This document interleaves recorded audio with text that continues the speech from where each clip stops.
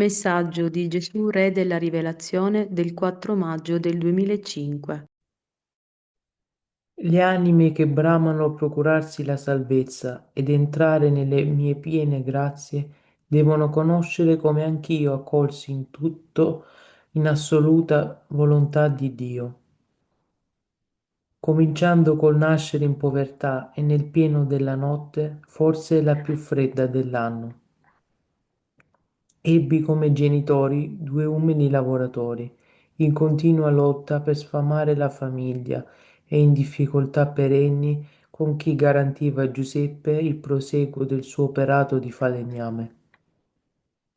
Egli, a sua volta, lamentava umiliazioni e delusioni per i datori e non viveva che alla giornata. La madre mia, che si occupava delle faccende domestiche, arrivava a sera affaticata ed io non mi risparmiai mai nell'offrirle il mio aiuto.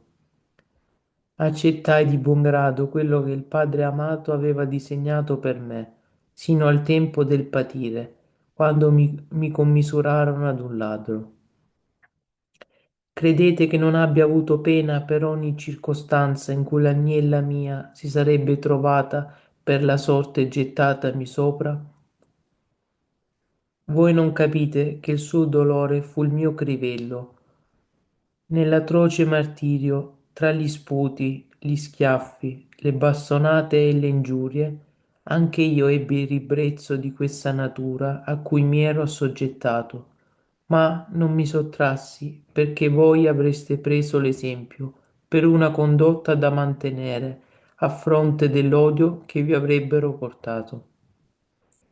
Meditate dunque quale valore dare alle cose di Dio e non barattatele mai con il compromesso. Non gioverebbe ascoltare le mie parole per poi mutilarle in voi, che mi avete scelto per l'eternità. Siate sinceri e veri. Resta in me. Vi benedico. Carissimi fratelli e sorelle, sia lodato Gesù Cristo. Ecco che dalle parole di Maria Santissima ascoltate giovedì scorso siamo entrati in una meravigliosa pagina di vera mistica nell'attuale nostra era in cui Gesù spiega le condizioni entro cui ha esercitato la sua vita. Ma leggiamo bene, carissimi, perché queste bellissime parole restino per sempre dentro di noi. Lo dico soprattutto a quelli che immaginano una santa famiglia talmente benedetta da Dio da avere tutti i favori possibili e immaginabili. Invece questa pagina ci dà uno squarcio, da un lato, di una quasi crudeltà umana, essendo lui il figlio di Dio e loro i depositari di questa verità. Dall'altra ci commuove e intimamente ci fa più partecipi rispetto alle sofferenze che abbiamo ogni giorno noi. Ma andiamo per gradi. Il Signore Maestro nostro si sta rivolgendo soprattutto a quelle che dice e usa il verbo bramare, che vuol dire volere moltissimo, quasi con palpiti accesi di cuore, con tutta la volontà. Bramare di procurarsi, quindi di cercarla ed ottenerla, questa salvezza. E quindi per entrare nelle sue piene grazie devono conoscere, cioè inutile immaginare un Gesù talmente ideologico e staccato da quello che è anche il buio di ogni giorno entro cui cadiamo spesso. Quante famiglie in questo momento sono nella grande tribolazione, quanti uomini e donne vivono nell'isolamento e soprattutto nella tristezza. Ci dice il Signore, queste anime però che mi vogliono, mi cercano e mi chiamano con la loro preghiera, come state facendo voi, come stanno facendo i bambini, avete sentito? Ci sarebbero degli psichiatri che ascoltandoli pregare direbbero: poveri fanciulli come li hanno ridotti, hanno bisogni di spazi diversi.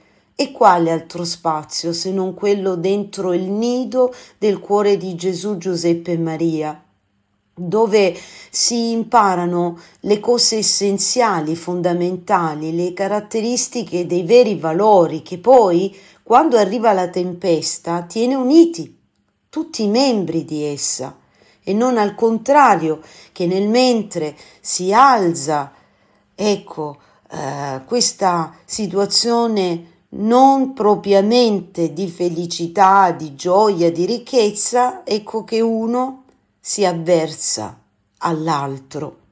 Ci dice: vedete e sappiate, conoscere, il verbo conoscere vuol dire che entri nel vostro sapere, nel vostro conoscimento, direbbero i latini antichi, quindi in quello che potete non immaginare, ma sapere, sia la vostra eredità che io accolsi, e in quale modo accolsi la volontà che Dio aveva scelto per me. E ci dice: venne in una notte, e forse la più fredda dell'anno. Ha avuto questi genitori sempre in attività, sia spirituale, perché sappiamo che Giuseppe e Maria erano più che anacoreti, è in continua lotta, ci dice, bellissima questo passaggio, questa frase, dice: per sfamare la famiglia, in difficoltà perenni, che vuol dire eterne, sempre, un po' come le nostre. Con chi garantiva a chi, al padre di questa famigliola, Giuseppe, il proseguo del suo operaio di falegname, perché Giuseppe, lo sappiamo, quando è in arrivo Gesù, si muove verso la città che era la sua città, quella di Betlemme, e da molti scritti sappiamo che aveva bazzicato intorno a questa grotta dove poi nascerà Gesù. Ci sono degli scritti molto importanti, delle rivelazioni antiche che ci raccontano addirittura che dietro la grotta di Nazareth, scusate, di Betlemme, dietro la grotta di Betlemme c'era un'altra grotta chiamata del latte, dove la nutrice di Abramo non solo lo crebbe, ma nel momento in cui veniva ricercato dalle guardie del Tempio, perché vedete, tutti i figli di Dio hanno avuto questa connotazione della sofferenza, della persecuzione, in un certo senso di essere spada a doppio taglio rispetto al vivere comune, quindi tutti i cristiani non dovrebbero farsi o darsi pena né essere sconcertati dal fatto che si è sempre un po' segno di contraddizione. Bene, Abramo sin da piccolo si capiva che era uno diverso, e allora per le sue idee già giovanetto cominciò a nutrire tali sentimenti verso Dio che molti di quelli che erano vicini, tra cui i suoi fratelli, la sua stessa famiglia, e cominciarono ad avere sentimenti non buoni, quindi di invidia. E allora sappiamo che proprio la madre di Abramo lasciò alla nutrice il suo figliolo, che lo crebbe per tanto tempo, e poi una volta nel tempo della persecuzione si spostarono, e sappiamo che questa nutrice seguì poi sempre Abramo ovunque è andato. Perché vi parlo di Abramo? Perché dobbiamo capire che questa famiglia viene da una progenie, e Giuseppe come figlio di Davide, ma anche Maria come figlia di Davide, ecco, tornano in questa Betlemme, però sappiamo che Maria era originaria di Nazareth, mentre Giuseppe lo era e aveva tutta la sua famiglia presso Betlemme. Quindi in questa benedetta grotta, più tardi di Abramo, sappiamo che addirittura diveniva luogo in cui si incontravano il famoso Giuseppe perseguitato dai suoi fratelli. Quando è venuto Giuseppe, padre putativo di Gesù, anche lui ha subito la stessa sorte. Nella sua famiglia, dai suoi fratelli, non era molto amato e quindi la stessa madre che aveva visto in Giuseppe una propensione ad essere uno diverso, uno buono, vedendo che soffriva molto, disse al figlio: forse sarebbe il caso, carissimo figlio, che tu ti allontani. Sappiamo che Giuseppe andò presso dei mastri che avevano delle botteghe abbastanza importanti, rinomate, dove lui imparò un'arte finissima, però era pagato alla giornata. Ci sono degli scritti che dicono che uno lo prese per un periodo, ma purtroppo gli dava talmente poco che dovette andare via. Quindi questo pezzetto di messaggio bellissimo rievoca queste scene in cui ci dice che egli a sua volta lamentava umiliazioni e delusioni per i datori e non viveva che alla giornata. Bellissimo questo squarcio per chi magari pensasse che San Giuseppe, essendo tutore di Gesù, avesse fatto una vita migliore di tanti altri che l'hanno preceduto nel nome di Dio. Bene, allora impariamo a capire che queste umiliazioni hanno forgiato Giuseppe anche nel momento in cui c'è stata la prima crisi matrimoniale, in cui vede questa donna incinta e sa benissimo Giuseppe che lui non ha partecipato a questo. E allora, dopo che lui riceve la sua annunciazione, se così la vogliamo chiamare, da parte dell'angelo, ecco che Giuseppe entra a pieno titolo nella gioia, ma anche non nella tristezza come siamo noi, ma sicuramente nella parte amara, dolorosa di un'esperienza che voi avete imparato con la Vergine dell'Eucarestia a capire che quanto è più vera, più è amara, e si contorna di quella classica solitudine sociale perché non si è capiti, in quanto chi cerca la verità non sopporta la menzogna, e quindi molti che vivono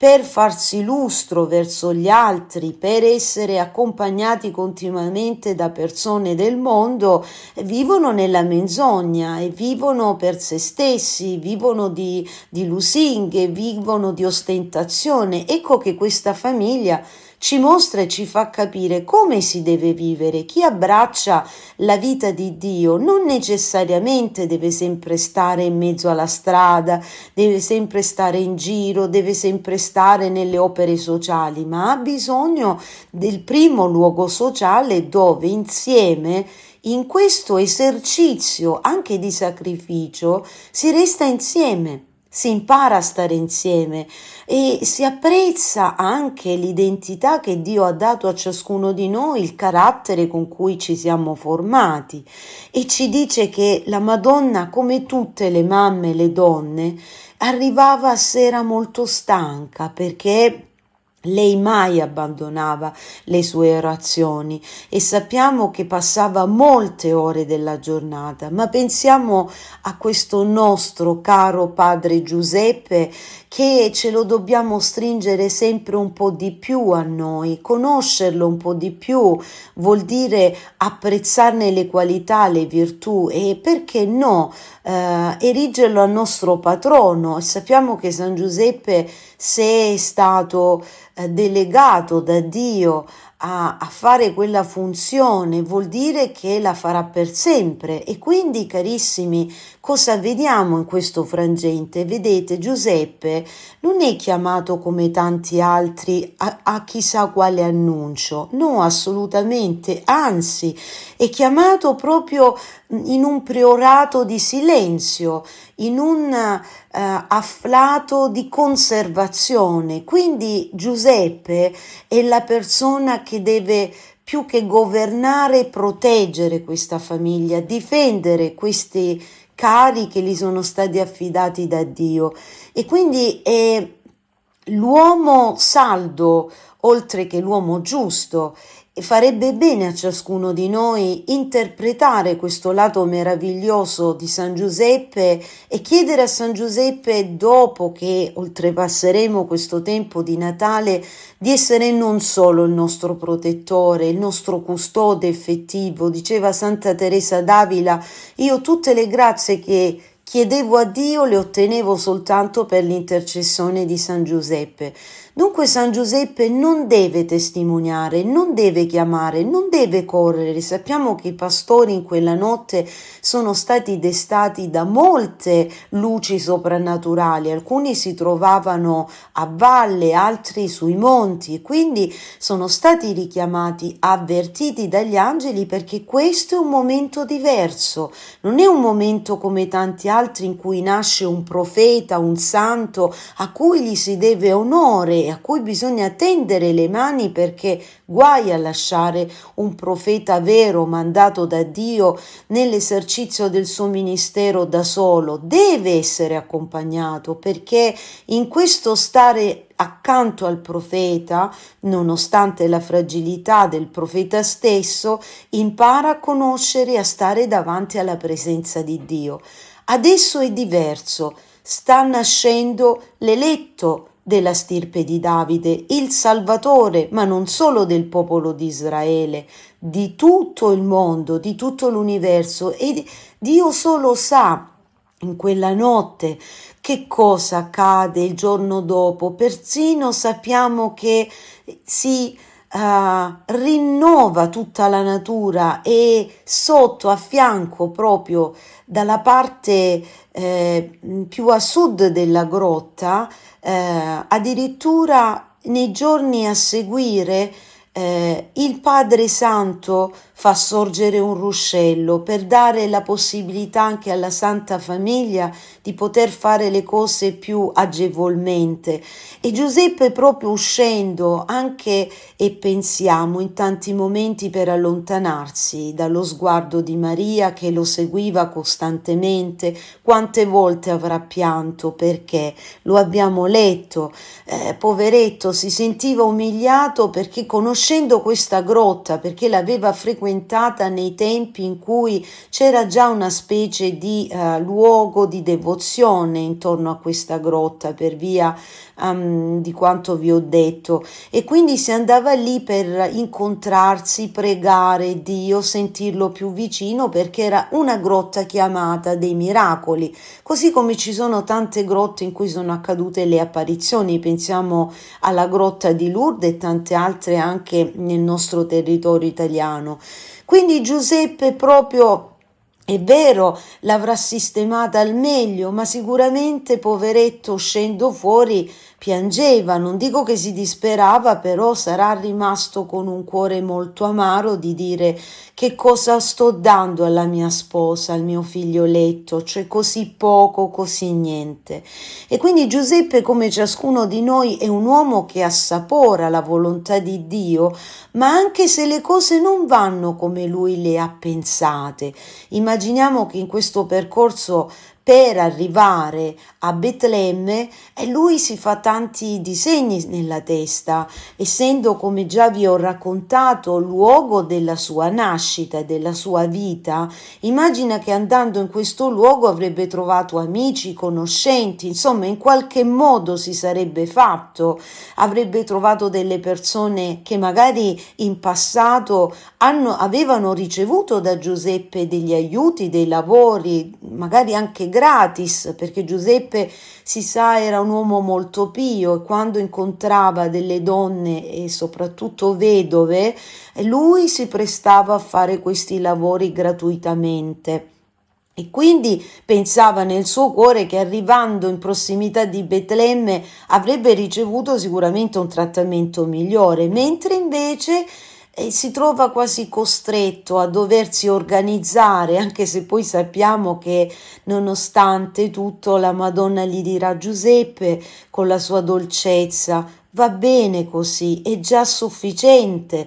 Allora sistemati questi animali, sistemato con un po' di pulizia, lui stesso, poverino, avrà usato mantelli, delle stoffe per cominciare a creare, conoscendola bene questa grotta perché l'aveva frequentata, delle possibili ambientazioni familiari, per cui l'angolo dove mettere l'asinella su cui Maria aveva fatto il viaggio, eccetera, eccetera, dove accendere il fuoco, la zona in cui Maria poteva essere in disparte, riposare, e pensiamo anche quando arriveranno tutti quelli che adoreranno il Signore perché richiamati dagli angeli, quindi un luogo di privacy, chiamiamolo così, è il luogo in cui giustamente Giuseppe non vedrà nascere Gesù, perché sarà la Madonna stessa a dire io mi ritiro. È chiaro, è un avvenimento molto intimo tra la madre e il figlio, ma non perché la Madonna vuole escludere Giuseppe, ma perché di fatto è il passaggio dal cielo alla terra. Dio passa dal seno del Padre al tabernacolo del cuore di Maria e dal cuore di Maria verso l'uscita, verso il mondo. Ma Giuseppe sappiamo che stando fuori riceve dall'angelo la visione di quello che sta accadendo, e quindi lui rispetta Maria perché, ricordatevi, sono due gigli, quindi anche Giuseppe è vergine, e quindi rispetta profondamente, soprattutto in questo momento di sacralità che la storia incontra, ma Dio, davanti alla volontà di un uomo arrendevole e rispettoso verso il sacro, ma verso anche l'umano, quindi il rispetto della moglie, anche di questo figlio, si accompagna fuori, e l'angelo, che però, come tutti i nostri angeli, ci vedono se siamo giusti nel nostro agire, ecco che lo rende partecipe, quindi non è per nulla escluso, nonostante lui sia rimasto, tra virgolette, all'esterno di questa sacrale intimità. Ci dice Gesù che lui sempre ha aiutato la sua mamma. Ecco, dietro di me vedete una scena in cui già bambino sta lavorando mentre Maria fila, ecco, le sue piccole corde su cui sicuramente poi dietro al telaio farà gli stessi vestiti per Giuseppe, per Gesù. Sappiamo che la Madonna cucì la tunica, con quella tunica andarono alle nozze di Cana, e sappiamo pure che con quella tunica poi Gesù fu arrestato e ci fu tutta la situazione della cosiddetta ultima cena, perché era una veste abbastanza importante realizzata in tanto tempo, e con quella veste, quella famosa veste cucita tutta ad un pezzo, poi andò verso il Calvario, e quindi poi se la gettarono a sorte, eccetera. Ma ci dice Gesù: accettai di buon grado quello che il Padre amato aveva disegnato per me, sino al tempo del padere in cui lo avevano annoverato ad un miserabile, ad un malfattore. Ci dice poi il Signore: credete che non abbia avuto pena per ogni circostanza in cui l'agnella mia sarebbe la sua mamma? Si sarebbe trovata per la sorte gettatami sopra, e quindi Giuseppe morì prima. Lo sappiamo che Dio gli fece questa grazia perché certamente non avrebbe retto. Sappiamo anche da tanti scritti che Giuseppe soffriva tantissimo di mal di testa. Un po' mi rivedo, ogni tanto lo chiamo e dico: San Giuseppe mio, dammi la forza di sopportare questi dolori terribili che ho. E Giuseppe pregava sempre Gesù di non vedere mai, anzi voleva che lui mai in falegnameria lavorasse e prendesse commissioni di croci, perché diceva il nostro lavoro non deve essere un lavoro di morte ma di vita. E quindi Gesù sempre, quando il Padre gli diceva queste cose, abbassava lo sguardo, conoscendo la sua realtà per cui era venuto, ma Giuseppe muore prima. Quindi Maria soffrirà accanto a Gesù, seguirà la nostra agnella corredentrice in tutto e per tutto e ci dice: voi non capite che il suo dolore fu il mio crivello. Vedete, questa è una bellissima parola che Gesù usa e si usava moltissimi, questo mi è stato spiegato da chi ha fatto lo studio degli miei scritti, sembra quasi una parola dei primi anni del Novecento. Crivello vuol dire proprio come un chiodo che ti entra nella testa e ci dice: voi non capite, cioè noi non possiamo neppure immaginare che questa piaga del Signore era proprio immaginare il dolore che sua madre avrebbe sopportato, tutti i momenti di angoscia, non tanto di solitudine perché la loro era un'unione eterna, ma questo dolore che lui doveva sopportare.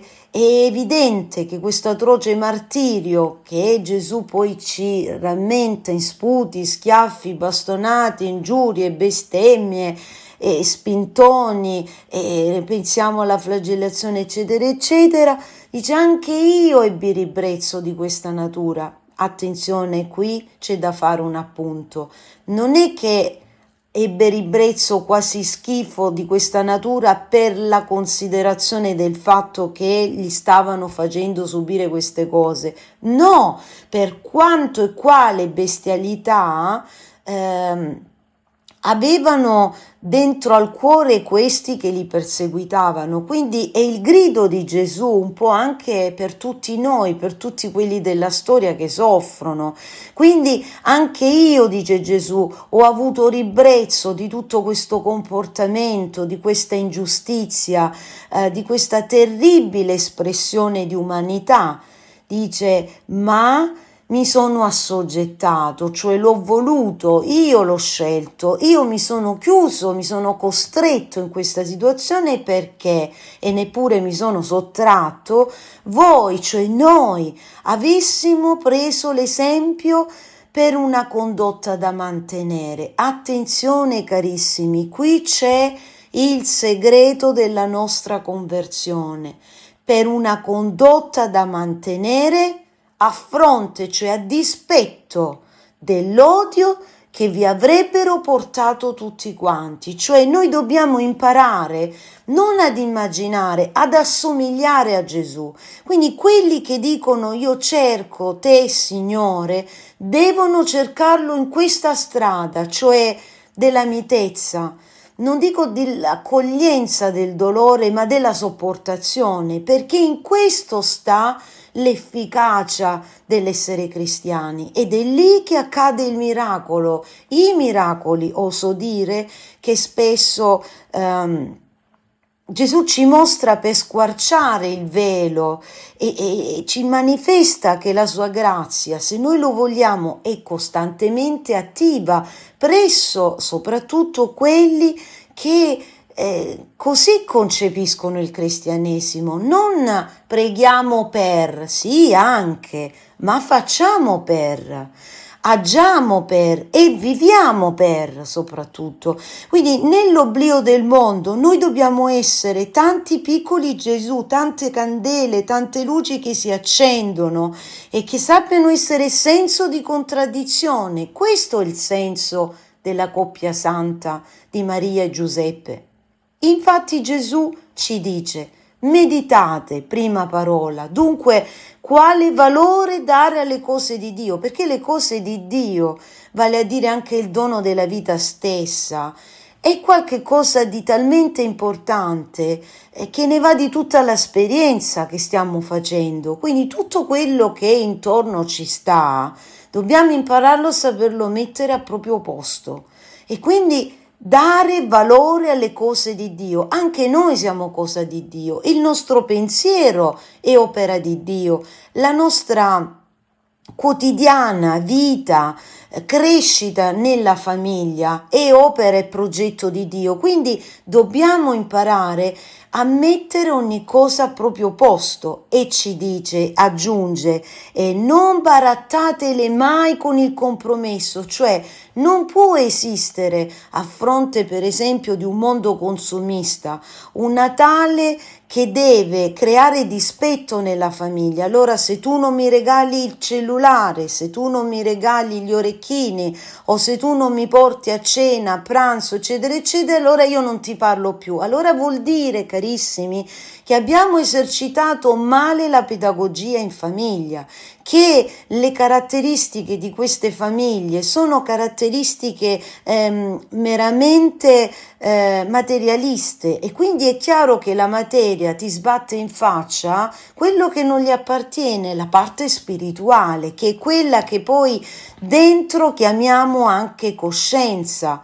Quindi quando noi ci sentiamo feriti, noi siamo feriti nella coscienza innanzitutto, quindi nella parte dell'anima più esterna. Invece quando parliamo dello spirito siamo feriti fin dentro alle profondità del cuore, dove risiede la vita della stessa anima, quello spirito che Dio ha soffiato in noi. Quindi amici, mai compromessi, mai. Qualche volta è chiaro che bisogna trovare certamente degli escamotage, ma mai quando Gesù parla di compromesso, vuol dire qualche cosa che viene messo al contrario, cioè che rischia di mandare all'aria la progettualità stessa dei membri della famiglia, dell'amore, dell'affetto, di quanto è stato costruito quando l'uomo e la donna si sono uniti. E quindi dice Gesù, se siete così, allora vi dico che non vi giova neppure ascoltare le mie parole, perché dopo le mutilate in voi. Cioè, cosa vuol dire? Mutilare è una parola forte, è un verbo incredibile, come quando viene tagliato un piede, una mano, le gambe, e ci dice per poi mutilarle, cioè tagliarle dentro di voi, che mi avete scelto, come dite con la bocca, per l'eternità, però di fatto davanti a tutte queste attività spirituali ma anche sociali, perché la famiglia è prima civiltà, è il primo stato, non c'è niente da fare, entro cui lì si governa il nostro primo respiro, i nostri primi desideri, e anche si creano tutti quelli che sono le nostre progettualità. Allora ci dice Gesù, il Maestro nostro, stasera, siate sinceri e veri. Ecco, io con questo voglio salutarvi senza aggiungere di più, perché mi pare togliere al Maestro nostro tutto quello che in questo messaggio meraviglioso, che vi invito ad andare a rileggere con più attenzione e più interezza, e magari in un angolo in silenzio, per entrare e rimeditarlo ancora. Questa sera voglio salutare e ringraziare le decine di bambini che mi hanno inviato gli auguri del compleanno, ma anche tutti voi carissimi. Ma mi ha fatto molto piacere. Ci sono stati degli episodi che per me sono stati incredibili, dei bambini che erano in gita, che hanno ricordato alla mamma telefonando, chiamando, ecco, ricordati mamma di fare gli auguri a Deborah perché io non li posso fare, sono fuori o di qua e di là. Carissimi bambini, vi amo con tutto il cuore, vi voglio bene e vi stringo tutti. Mi fa felice il cuore la vostra presenza, perché questo mio parlare allora non prende solo, o meglio non colpisce soltanto alcune parti, fasce generazionali, ma con molto piacere godo nel sentire che anche voi bambini mi ascoltate e qualche volta chiedete ai vostri genitori ma cosa voleva dire Deborah quando ha detto questa cosa. Fate bene, carissimi bambini, e spero che i vostri genitori siano ottimi trasmettitori, però dobbiamo pregare che loro capiscano meglio di voi, perché ve lo sappiano spiegare in maniera equilibrata e giusta. E allora anche salutare come no gli ammalati, quelli che sono entrati nelle sale operatorie proprio in questi giorni. Sapete che io vi accompagno, ma vi prego con tutto il cuore, prima di andare in ospedale portate con voi l'olio benedetto, ungete il letto dove starete, dove soffrirete, ungete il comodino dove prenderete i cibi, ungete tutto quello che vi serve, perché non è un formalismo, ma è come un consacrare uno spazio entro cui il male non possa peggiorare una condizione che già magari è abbastanza penosa o dolorosa da sopportare. Benedico con tutto il cuore tutti voi sacerdoti e mi auguro che leggiate questo messaggio, voi che mi ascoltate e seguirete attraverso poi ancora domani, nei prossimi giorni, il nostro forum. Vi prego, meditate, guardate la figura di Giuseppe. Questo è l'esempio di un vero prete che è padre di tutti quelli che Dio ci affida, anche non per governarli, ma soprattutto per custodirli. E quindi Giuseppe ci aiuti non a gridare tanto, ma ad essere testimoni autorevoli nella concretezza delle cose che si fanno. Perché se io dico sì, io ci sono, ma poi di fatto sparisco, sono latente nei miei obblighi, soprattutto morali, spirituali e materiali, allora Dio non passa attraverso di me e io mi rendo un cattivo testimone oltre che un cattivo cristiano. Auguro a tutte le famiglie che si accingono ai preparativi per il Natale, mi raccomando, so che in questi giorni molti di voi, al contrario, anziché essere pervasi da gioia, hanno dei sentimenti, dei sensi di tristezza. È normale, carissimi, è normale perché pensate a mille cose, ma vi prego, appena vi accorgete che gli altri vi guardano, lavatevi il viso, truccatevi e andate verso i vostri familiari con estrema pazienza. E vi ricordo ancora che quando vi incontrerete in famiglia ci saranno tanti piccoli fuochi che il demonio vorrebbe accendere con mille tensioni. Fate che queste provocazioni cadano giù come le gocce dell'olio santo di Maria e offrite questo sacrificio e vedrete che dopo verrà la grazia che avete richiesto. Che Dio vi benedica con tutto il cuore anche per quello che fate mentre ci aiutate, perché Celeste Verdura non resti da sola. Bene, carissimi, credo che al prossimo appuntamento dicono che farà pioggia, ma noi prepareremo comunque fuori alla grotta, fuori alla cappella, il fuoco, perché rappresenta un po' il nostro cuore e vogliamo, nonostante tutto, chiedere a Gesù anche soli 10 minuti di lasciarci la possibilità di poterlo accendere per tutti voi, perché si scaldi il fuoco, si accenda e si scaldino i cuori davanti a questo fuoco. Sia lodato Gesù, Giuseppe e Maria.